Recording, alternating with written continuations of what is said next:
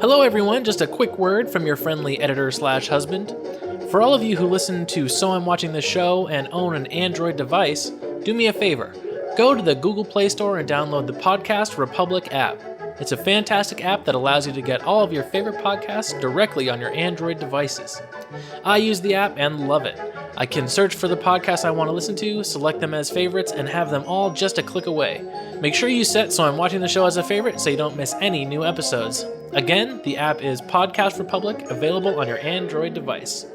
Thanks! I do declare it is hot these days in the dog days of summer. What is it from the first? And I just fall to pieces whenever the sun shines on my hair. I was going to go into Mrs. Fortenberry. They're like, I'm just hotter than a cat on a hot tin roof. Steaming. I went Annabelle Pendergrass. Yeah.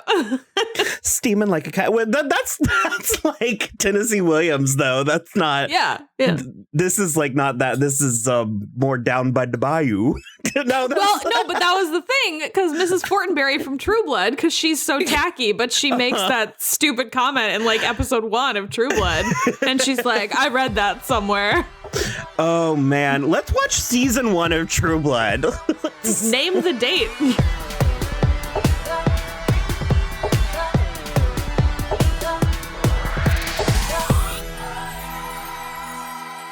Hello, everybody. I am Will.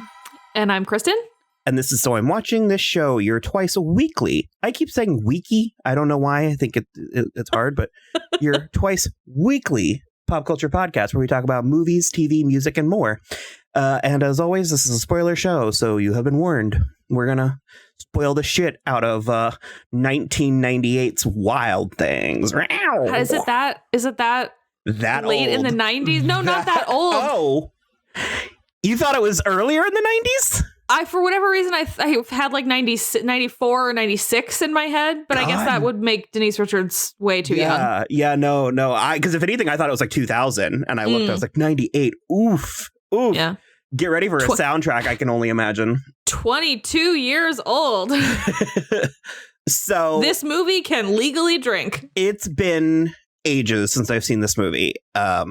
And that's part of why I wanted to do an intro, is I wanted to talk about it's one of several movies that are sort of infamous to our generation. Wouldn't you say? Well, I've never seen it, but So you have never seen it? I couldn't remember. No, I have definitely never seen it. I know about like the threesome scene, but that's it. So it's one of those movies that, like, especially for boys, but it was very much a thing. 1998, so we were in 8th grade, and I actually I have a very vivid memory of it was girls. It wasn't even boys. It was like girls were talking about it, because that's when I found out that Kevin Bacon was naked in it. And I remember them describing it. And I remember them. Well, for starters, I remember them saying that he was like hard. And I was like, well, you can't do that in movies. And also, I was like, I think that your, 13-year-old girl brain might not know what a hard penis looks like. Know how a penis works. I remember watching it. I remember, I suppose, liking it. Is that the word? And then I've seen it a couple times. However, it's been 11 years since I saw it, because the last time that I watched it, I think I caught it on Cinemax, which is its natural habitat. Of course. It's where it's meant to be seen. But it was when we were moving, or it was like some point in Hemingway. And that's the last time I saw it. But it kind of, I think it's good. Like, I think it actually has a fresh rating. Oh. Let me go ahead and ask you, what do you know of it, and what are you expecting? I mean, I literally know the threesome scene, and I guess I did know that Kevin Bacon was naked in it, but he's been naked in so many things that I think it slipped my mind that it was also this. This is fully nude, and you get an actual, like, a proper glimpse, because so it's fully nude on purpose. It's not like in Hollow Man where the director was like, you can't see anything, and then there's just this whole dick. Well, we know Verhoeven, how he works. No, because he actually, I'll get to it now. I was going to wait till we were talking about the movie, but Kevin Bacon, it was in his contract for this that he wasn't going to do nudity. They said it was like a steamy shower, and they said you wouldn't see it, and you just do. It's very clear, like very clear. And he ultimately didn't do anything about it because he was a producer. So if he like filed a lawsuit or whatever, he would have been suing himself. So yeah. Well, if anything, I think it made him a little less strict about nudity clauses because he has been nude so much since then. Well, it made him more likable, you know. Yeah. See, fellas, most of you, sometimes in the right circle, I was going to be like, whip it out. It'll only make people like you. And I was like, it's under the right circumstances. In a movie, whip it out.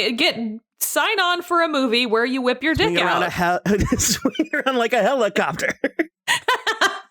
So that's really all you know.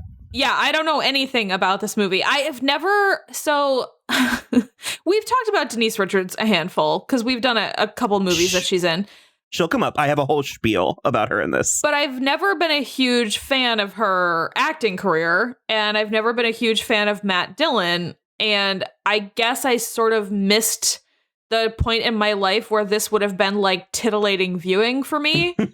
So it just like never went back and, you know, it wasn't one of those things that I considered a blind spot. So I never was like, do you know what I really should watch to like round out my movie experience is Wild Things. So yeah, other than the cast, I really, and the one scene in the pool, I really know very little about it. Yeah, it's got a 63 on Rotten Tomatoes, and it says that shocking. It says delightfully salacious, flesh-exposed romp that requires a high degree of love for trash. Okay, all right. I mean, that sounds like fun. Uh-huh. It sounds like we should be drinking canned champagne when we watch it. And I think it was Siskel, because he was the one. We talked about this briefly the other day, where you were like, he's the one that's surprisingly a wild card. Like, he liked Ebert. things. No, Roger Ebert maybe was. It was Ebert. Yeah. But he was like, this exists between softcore porn, a soap opera, and shit, I forgot the third thing. Oh, film noir. He was like, so I was right at home. Yeah, I'm actually really excited to watch it. I feel like it's going to be a odd combination of quaint, but also shocking, because you know how the 90s were the Wild West. Yeah. I mean, anything could happen. And I'm fairly certain there's a handful of problematic themes. Like, I'm pretty sure they like falsely accuse him of raping them. Matt Dillon. Yeah. And it's that checks out from Denise Richards and Nev Campbell. And I think it's really kind of like the real victim here is the poor men. Oh no. We'll see. Some things, you know, we'll I mean, we're not going to watch it in a vacuum, but we're going to watch it in context. We're going to be watching it in the year 2020, but I will try to put myself back in the mindset of 1998. Well, and also remember noir and trash. So sure, of course. So yeah, so I'm excited. Also, Bill Murray's in this. I don't understand. You're like, I feel like I'm getting further away from it. I'm getting further away from it. I don't understand what this cast is like at all. Because what is this, like a year and a half out from Scream? Like Nev Campbell must have filmed this immediately after she filmed Scream. Scream 2. She has the same hair. Scream 2. Okay. Yeah. Okay. Well, we're gonna watch it, and we'll come back and we will get wild. I'm weirdly intrigued. Okay. And I'm a little excited to fill in this gap in my movie knowledge. I was about to be like, lower your expectations, but I feel like your expectations are sufficient. I think they're low. They're low enough. It's not like I'm hopeful this is going to be like the next movie that's on my top 10 list or something. I want to have like a good summer time. There's something about this that just screams the dog days of summer for me. Yeah. So that's why and I mean, this might turn out to be like a Starship Troopers. I mean, Denise Richards is having a great year. That's true for us. Me. Yeah. In my estimation.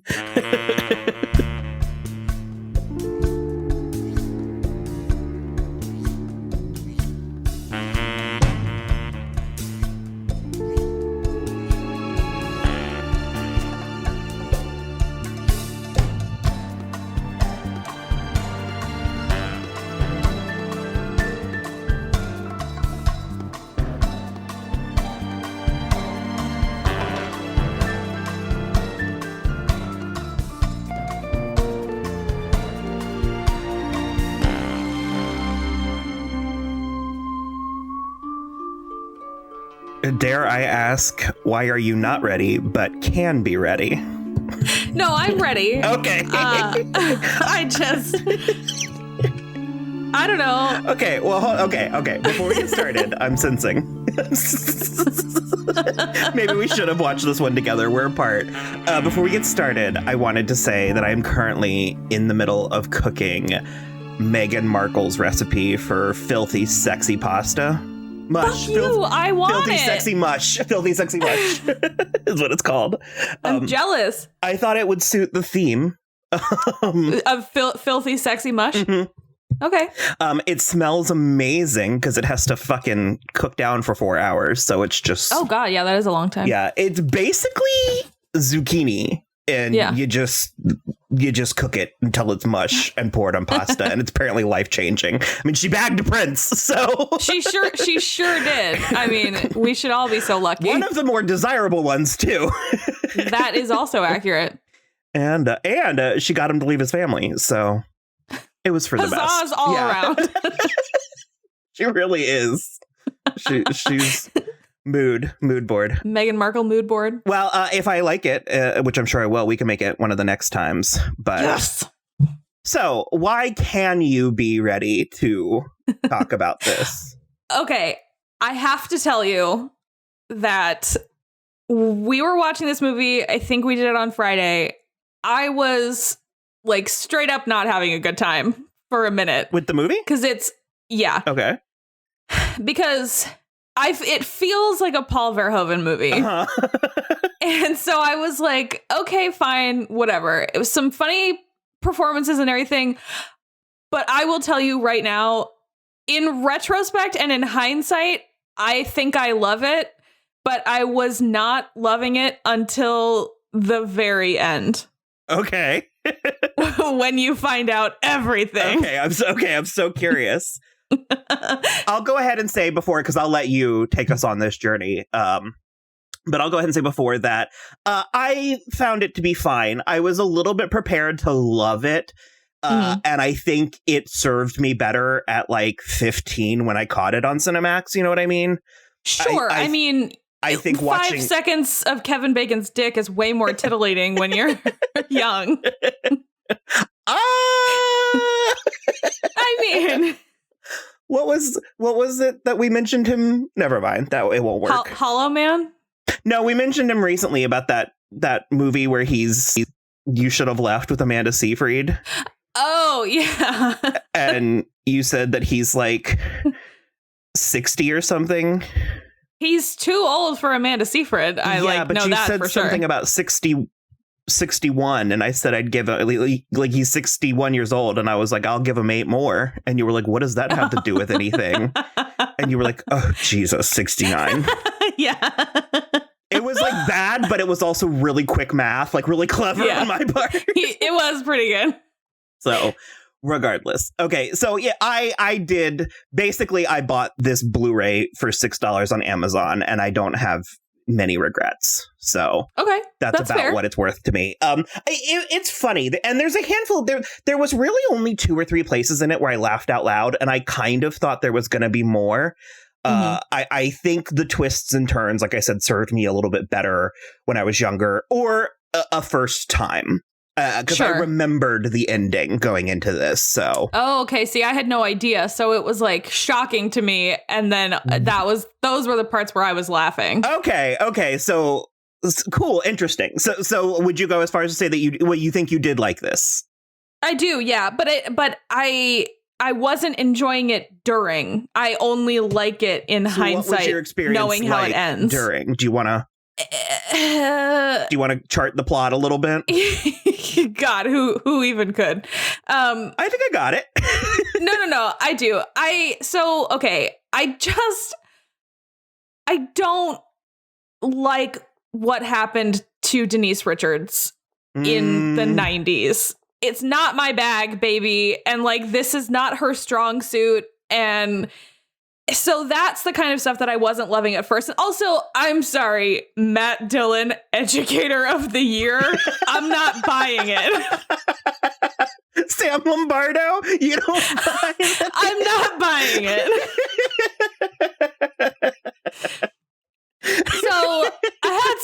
problems right off the bat. Also, baby Josh Lucas in this movie was hilarious. What? Is that him? Couldn't even. That was him. The annoying one? Oh my God, I didn't even notice. Tiny baby Josh Lucas. Wow. And okay, so that was basically at the beginning. I was like, well, the Matt Dillon aspect of this is not super believable. And it's because South like, Florida. I'm sorry, it's like handsome face, handsome guy. It's like you're not going into like a service profession. It doesn't make sense. And then the thing about Denise Richards is obviously she's gorgeous. I understand all of that. I get the whole like Lolita vibe she was trying to give and everything in this movie, but like that kind of overt sexuality, I don't know, like she has it just naturally. So when she puts it on, yes, thank you. Yes, it's like watching a Jessica Rabbit minus the subtlety. Yes. That is 100%. That's 100% what it is. 100%.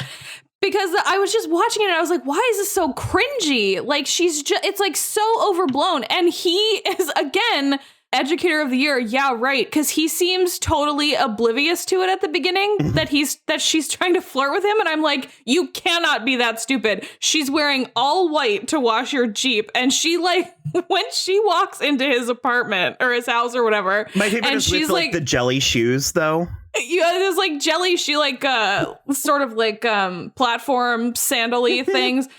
She walks in there and she was like mostly dry and normal when she was outside. And so Will was like, did she just like hose herself down again to go in there? And she was just dripping all over the floor. And I was like, well, that's rude. Sopping wet. Like, sopping wet. And I was like, just walk into someone else's home and drip water all over everywhere. So there was like all of that. And it wasn't really until she and Nev Campbell were like, when they were like in the courtroom, that I started getting like interested in what was actually going on. Okay. Because that's when you realize that there's more afoot. Okay. All of that stuff, like her overt sexuality and the how wet she is and all of that, this is very deliberately heightened. And I think I think it knows what it is. And I think it's one of the things that is intentionally playing into the ridiculousness of it. And maybe, frankly, it needed to be directed by Paul Verhoeven. Maybe it would have worked better. Yeah, because that was one of the things that Will said. We were watching it and I was like, this is like so absurd. And he was like, honestly, it needs to be like 20% crazier or like 50% less crazy. Because he knew she was hitting on him, because fucking even Josh Lucas is like, whoa. And that when she like smears her boobs, because it's meant to be a graze, but she like practically like shimmies as she's like getting back into her seat. She like motorboats him for him. And so he knows, but he's just like the cool teacher. And I don't know. It's like, that's like kind of a thing, though. I don't know how universal it is. And I am treading very, very lightly here. But we had a teacher like this. There's always the hot teacher. But there were rumors about him and one of the students in a way that like I took as gospel when I was in school and didn't think much of it. And now thinking back, I'm like, holy shit. Was that true? And so it just like Matt Dillon very much, I think he's perfectly cast in this because he is both like, he can encompass handsome, sleazy, and heart of gold. And I think it all really worked. And I mentioned earlier, but I was like, there's also the South Florida of it. And I forgot it was more Miami. To me, I wish the whole thing was just sort of the Keys, because I think that Wild West nature. Yeah, it's like very Evergladesy. Because I do love how they try to pretend, like they do try to pretend it's a movie for half of the time. And because they try to make Barbara a character, and it's like, it's hysterical because she's there at his house when the girls are washing his car. And the girlfriend? Yeah, his girlfriend. Yeah. And then there's the scene later where her dad, fucking Robert Wagner, is telling off Sam Lombardo at the country club. And she's so hurt. Like she's so, and then I think she's like weeping. And you know they're just like trying to go to the club for lunch, and she's like sobbing openly at the valet stand. I think there's like a scene of her reacting in the courtroom, but it just, I have an entire dissertation that I want to do about Denise Richards and in particular this movie, but it really chafes me. It really chaps my ass, because if you ask people what they know about this movie, specifically, they say Denise Richards and to a second or a lesser extent, Neve Campbell, and then usually them making out in the pool or pouring champagne, blah, blah, blah. And then on top of that, aside from the specific nature of this, but movies like this, they require very few things. And one of them is you need a hot lady who is willing to take her top off. The movie does not exist without that. So here we have Denise Richards more than game, more than willing to play the part so completely in her lane. And she just gets absolute derision for it. Like, she's treated like a dumb bitch who takes her clothes off. And I'm like, but that's literally the only thing you wanted from this. It's like, you can't have it both ways. Like, you can't demand that women make themselves commodities and then judge them for it and look and down. Shame them for like commodifying themselves. Yeah. No, I completely agree with that. It's very pay your sex workers. You know what I mean? It's like for sure. And that is not my issue with Denise Richards in this movie. It's not that she's a dumb bitch who takes her top off at all. In fact, I noted very specifically that Neve Campbell did not take her top. Well, she took her top off, but Neve Campbell does not have any nudity in this movie. And so it is interesting to me that is the like boat that Denise Richards gets put in, because you're right. It's a very specific thing. And it does happen to every woman who looks as beautiful as Denise Richards, who takes her top off, and it's just like, well, all you do is take your top off. Even to a certain extent, Margot Robbie got that. And that was like so recent when she did Wolf of Wall Street, because we didn't know any better about her, which is not an excuse, but it's just so fascinating. Like I said, the movie doesn't exist without that. That is the entire reason. It's the Showgirls quote. It's like, what you do is honest. They want tits and ass, you give them tits and ass. Here they pretend they want something else, and you still give them tits and ass. And so it's like, if you're taking your top off, at least be like honest about taking your top off. And she's never been not honest about taking her top off. And she's not necessarily a particularly gifted actress, although I have 2 or 3 points in this movie that I wanted to highlight. But also bear in mind, it's a little bit of crux of the movie, her being a bad actress. But and I agree, but I think the issue is that she's not good at being a bad actress either. I think it all feels very samey. I was going to say something controversial, and I was going to say that there's a handful of times where I'm watching this and I'm like, her and Neve Campbell are equally matched. And the difference is Neve Campbell doesn't take her clothes off, and somehow she gets respected. And it just sort of, it rubs me the wrong way, because it's people pretending that sex isn't a thing, and like it doesn't matter, and like it's not the world's oldest profession. And I definitely agree with you. I definitely agree with you. I do think that Neve Campbell is more gifted than Denise Richards in general. I think they're well matched in this movie. Yeah. But that's my thing, is I think Neve Campbell is better overall. I think she's able to grasp a little more nuance in her performances, which is why we always prefer it when Denise Richards leans into like the campy nature of stuff, like in Drop Dead Gorgeous. I think her performance in Drop Dead Gorgeous is exceptional. But I'm about to say something here. I'm about to say, I think, because coincidentally, it was unrelated, but I watched Drop Dead Gorgeous the night after watching this. My brother put it on for one of his friends who had never seen it before. And there is this weird darkness that bubbles under the surface for Denise Richards, and it's fascinating, and I love when she leans into it, because she made me laugh out loud in this movie when she takes control in the backyard with the pool scene, and she I'm going to go ahead and say it, and Will can bleep it. But she... No, don't bleep it. She, like, say it, because it's hilarious. That was when I laughed out loud, too. She just goes, "Are you retarded, or have you been huffing too much swamp or smoke fumes out there in the swamp?" And like, she was like, "You hillbilly trash." And just whenever she actually goes to that dark place, it's that also wasn't what I was thinking of, because she throws and jumps in after Neve Campbell into the pool while calling her a stupid cunt. Yeah, and it's like it's hilarious. No, I definitely agree. That moment was good. It's like Bilbo Baggins with the ring. She just has this like ferocity that comes out sometimes.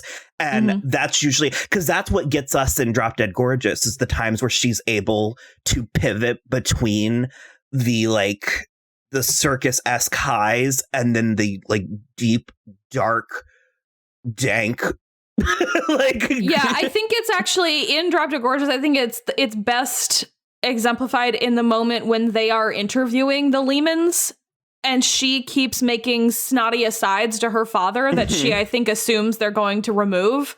But then every time she's like with her, just her mother or just by herself, she's got that stupid, huge smile on. Those are the moments, I think. And I agree with you about there are a couple of moments in Wild Things where she does reach that same peak. But I don't know that I could say the whole performance isn't even in the way that Drop Dead Gorgeous is. I was about to say the same thing because I was about to say, as far as quote unquote bad acting or uneven acting, she's never flat. Like she's never right. You can never accuse her of not doing something. It's like she's always doing something. It's just to what degree the thing is actually appropriate. Because I've seen plenty of actors and actresses where they're just flat. It's just like, oh my God, but do something. Yeah. And so I kind of wish I hadn't told you about the accusing him of rape because I forgot what a crux of the whole first hour of the movie that part was. Yeah, I mean, I think I would have suspected anyway. Okay. That it was all a little too neat. All of the complicatedness aside, there is something that I kind of enjoyed about just like bathing in this dishwater. This just like... the entire movie is just so trashy and like it's like an Andy Warhol movie. I don't know. And I'll tell you who I think was having the most fun. Kevin Bacon. Oh yeah, 100% Kevin Bacon. I have always loved Kevin Bacon. Like from as far back as I could remember, I've loved Kevin Bacon. And there is something about him in this movie that is so satisfying from like start to finish because he goes through quite an arc from the outside. He is obviously the same person the whole time. From the point of the viewer, he goes through quite an arc because he starts out seeming like a cop who deeply wants to seek justice. I was going to say hot-headed or yeah. Well, not even so much hot-headed, but he feels very like he wants to see justice done. Like he is meant to be a police officer and it's like the correct job like for him. Yeah. Noble. Yeah, that's the word I'm looking for. And then he gets a little hot-headed when he like is realizing that some things are feeling shifty and he's not sure what's actually going on. And then when you get that reveal of him obviously spoilers, we've been talking about the whole thing, but when you get that reveal of him in Matt Dillon's like cabana, essentially in wherever the fuck, the Caribbean somewhere. And then that's when he pulls out the like actual Kevin Bacon acting. The affable, yeah. And he's just like an affable dirtbag. And you're like, oh my God, he killed Kelly on purpose. It's just like, that was when I started having a lot of fun with the movie. So it was like I was mostly enjoying it up till then, but it was like once all of the pieces were in place, I was like, oh my God, no, this is what the movie was building to. Okay. So you did not see that stuff coming? No. I was curious if someone would. No, because Kevin Bacon is good at acting. I love him spying on them in the pool from... The reaction he has is like 4 different emotions, like third of which is arousal. Like that's not even the first. And that scene is so comically awful. Like them fighting and then into like passionate lovemaking in the pool. It's so funny that like it's hard to remember that was actually taken seriously at first. Like this was a little bit certain like mainstream movies didn't really go to this place at this time. You know what I mean? And so it's so funny. And his character's arc, how laser focused he is on this, like undoing this crime. And because I love the scene where he's just playing the video of them. And I love how tidily they make sure that they're 18. And I'm just like, Yeah. Well, I think my favorite part is when Jeff Perry, he's with Kevin Bacon and his partner a lot of the time. I don't know if he's like the police chief or something, but he basically is like, I can't believe you haven't let this go. And now you're just basically like showing us a porn flick. Yeah. And he just like, he gets very intense about it. And I just, because Daphne Rubin Vega, you know, wandered over from the set of Dexter. And she's like, she's the only person, the only good person in this entire thing, enterprise. And I do like kind of the way that it ends, the open-ended notes of her kind of figuring out everything, but that the movie doesn't really put a big button on it. Yeah, I quite liked that because you could tell that she was still, you know, obviously by that point, Ray has disappeared because he's gone to meet Matt Dillon in the Caribbean. Well, he was, I guess, let go. He was like fired as a cop. But I like that she still was like, well, something is still not adding up completely, but she's not being manic about it like he was. I liked how sort of medium the stakes were. Yeah, well, until there was actual killing. I mean, there's not that, but just the whole like 3 deaths in this movie. Because Sandra Van Ryan is apparently like impossibly wealthy, and they're just trying to get $7 million from her. Well, in 1990, whatever, I don't know.